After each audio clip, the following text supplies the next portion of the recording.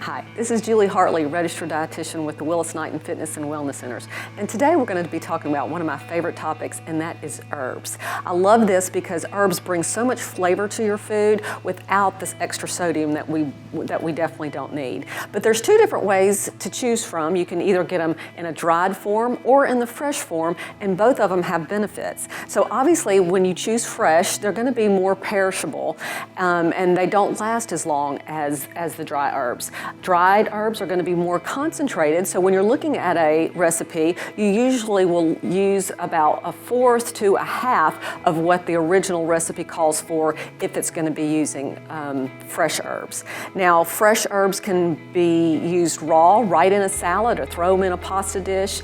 Any way you like to use them is great. I love to use fresh herbs, especially this time of year, but all year round you can grow herbs in a pot, right there on your windowsill or right on your front porch, especially things like rosemary and thyme and oregano and sage. They stay fresh all year long and bring wonderful flavors to your food. But also keeping your cupboard stocked with a lot of dry herbs will really serve your food really well too.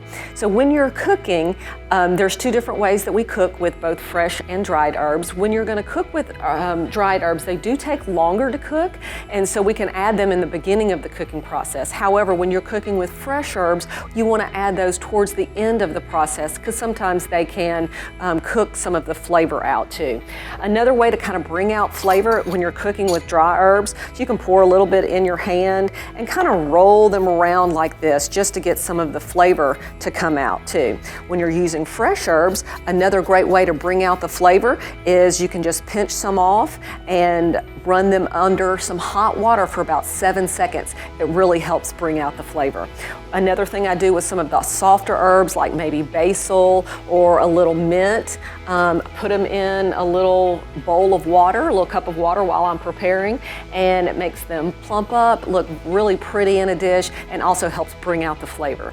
So we want to use herbs for their medicinal purposes as well as their flavor. So either way, dried or fresh, we just want to get them in our food.